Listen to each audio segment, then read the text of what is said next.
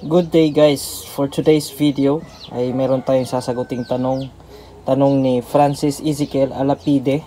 Shout out sa iyo sir. So ito yung tanong ko, baka may kaparehas din na magtatanong sa inyo, sa mga vivid followers natin. Thank you so much. So ang tanong niya is, sir, bakit mahirap paandarin ang sasakyan namin with Toyota 4K engine kahit kapapakarga lang ng baterya?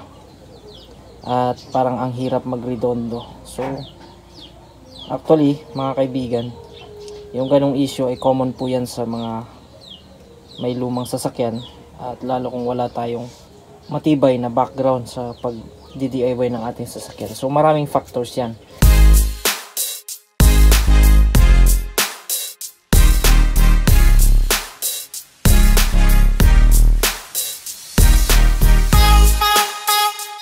So tayo mga kaibigan, itong ating sasakyan, madali ho lang i-start ito kahit morning, kahit malamig. Kasi nga ho, merong or na-maintain siya at talagang nasa tama ang lahat. Kasi pag isa lang ang pumalya dyan, ay mahirap pong paandarin talaga yan. So maraming factors tayong i-consider, Sir Francis Ezekiel Alapide. So maraming dahilan yan. Umpisa natin sa yung pinakauna sa lahat, yung fuel, yung gasoline supply natin dito sa ating carburetor. So ang i-check mo dyan kaibigan, i-check mo itong fuel filter mo.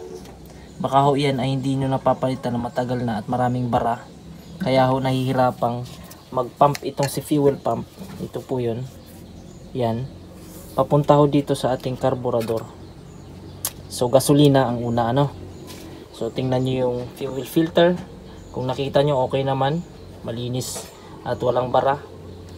Pangalawa itong fuel pump. Madali lang i-diagnose kung gumagana pa yan yung ating manual fuel pump. Ang gawin nyo lang, basta gawin nyo lang siya na marahan at huwag kayong matakot. Itong fuel line natin sa ating carburetor, dyan dumadaan yung gasolina. Baklasin nyo lang to gamit kayo ng 14mm. Pag baklas mo dyan, then itutok mo siya dito. Yan, pwede mo naman siyang itutok dyan, o kaya maghanda kayo ng paglagayan plastic na nakaabang para sasaluin niya yung maitatapon na gasolina kung sakaling mayroon man.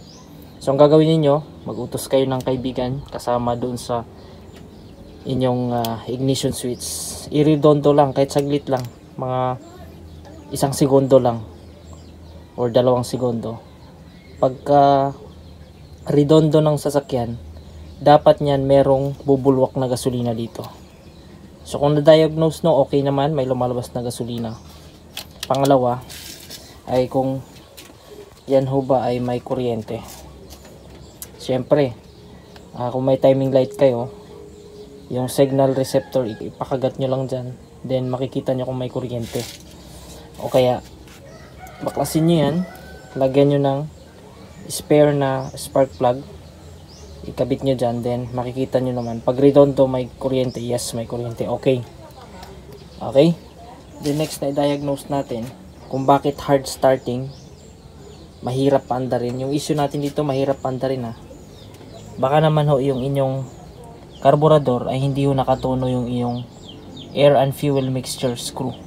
So ang gagawin nyo lang, pag nagtono kayo dyan, meron tayong video dyan na paano magtono ng carburetor gamit ang vacuum gauge. Pero kung wala kayong vacuum gauge, wala rin kayong multi-tester, ang pwedeng gawin nyo dyan ay dapat ho nandun sa pinakamatining. Okay, paandarin nyo yung sasakyan, dapat nasa normal operating temperature siya, medyo mainit na yung makina. Then habang umaandar, pihitin nyo lang yan. Pag pinihit nyo yan pakanan, clockwise, yun ho ay papunta sa reach.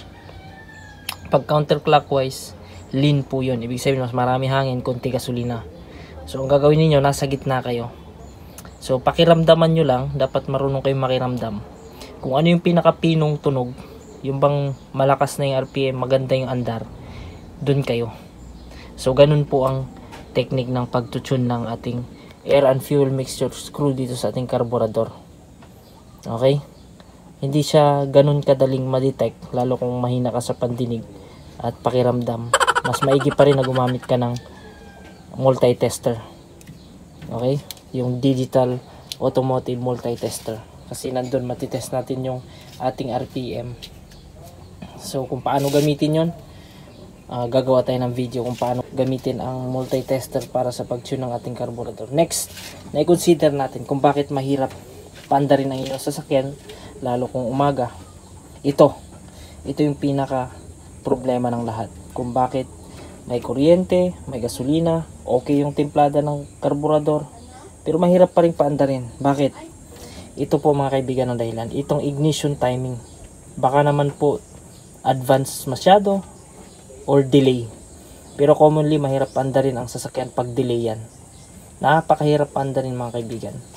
So ang technique naman yan, itong ating distributor, ito. Ang pinakapalatandaan yan na nakatono yan or nasa magandang position yan is yung ganito. Parallel siya, nakaturo siya doon. Pero hindi accurate yan. Dapat ho talaga meron kang timing light. Dapat mag-invest tayo ng timing light at meron tayong mga tutorial videos sa YouTube kung paano gamit ng timing light para itono ang ating distributor, yung ignition timing natin. Ito kaibigan, dapat ho yan nakatono, nasa tamang degree. Okay? Baka masyadong napihit yan counterclockwise papunta doon, kaya yan ho ay advance masyado. Pero pag papunta rito, delay naman yon. So yung combustion, yung supply ng kuryente pag delay, nakaakit na yung piston, saka lang nagkaroon ng kuryente. Kaya delay ang tawag doon. Pag advance naman, paakyat pa lang yung piston sa taas, may kuryente na. Kaya advance yung pagbigay ng kuryente. Dapat ho niya nasa 8 degrees before top dead center, yung supply ng kuryente ng distributor dun sa bawat cylinder. Ganun po yun mga kaibigan. Kaya ho dapat ito, naka-timing po yan. Kasi pag hindi ho yan naka-timing, talagang hard starting po inyong sasakyan. At next na factor, kung bakit hard starting ang inyong sasakyan, ito hindi nyo gaanong pinapansin. Ito po, ang tawag natin dito is solenoid ng ating carburetor. Hindi ho yan condenser ha. May mga nagkakamali, condenser daw yan. No, hindi ho yan condenser. Yan po ay solenoid. Ang papel po niyan, pag ang iyong sasakyan ay naka-idle, yan ang pumapapel.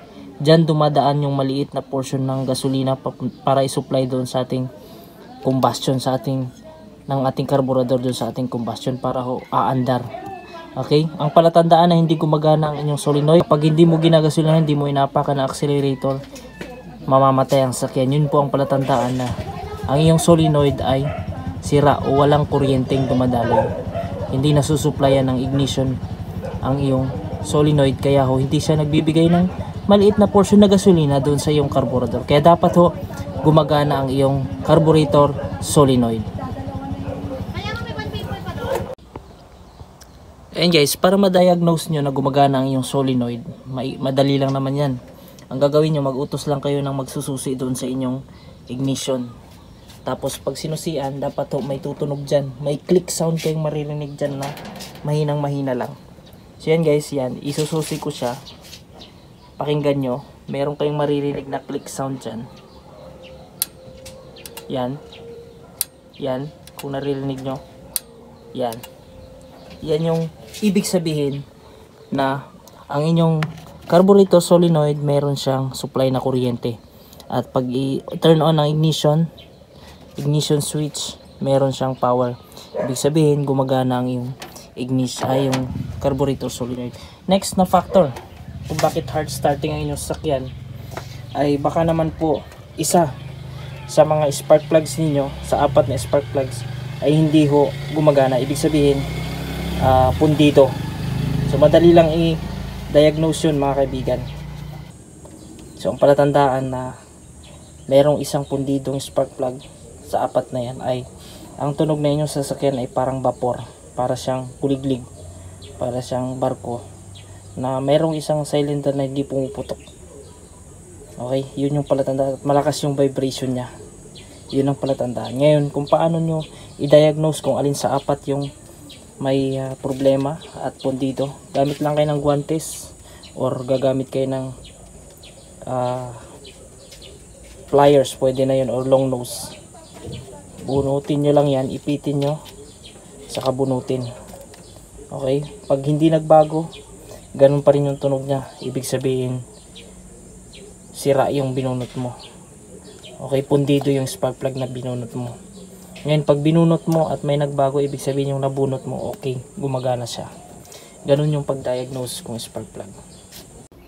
By the way guys, pag sinabi nating hard starting, ibig sabihin ho yun, may karga ang inyong baterya at nagre-redondo yung inyong sasakyan. Yun po ibig sabihin ko na hard starting ha. Baka naman hindi ho talaga nag-i-start yung starter. Ibang problema na po yun. Baka lobat na o kaya may problema yung inyong starter.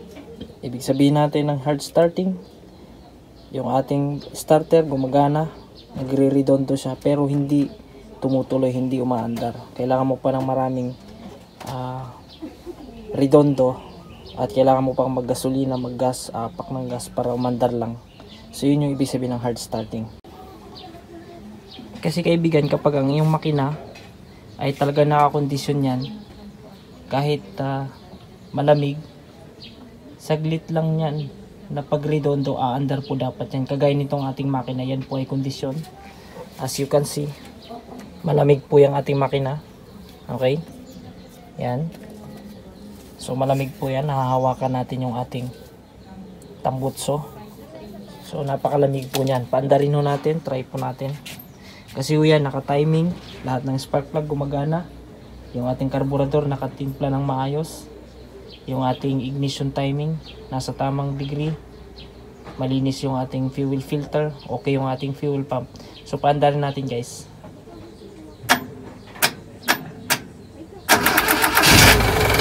Ayan.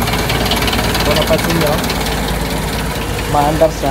Malakas siya lang yung vibration niya kasi malamig pa eh. Yan. So hindi sa hard starting. Kasi nakakondisyon lahat. Okay? Yan. Kahit di mo siya gagasolinahan, aandar siya. Bakit? Yung ating solenoid gumagana.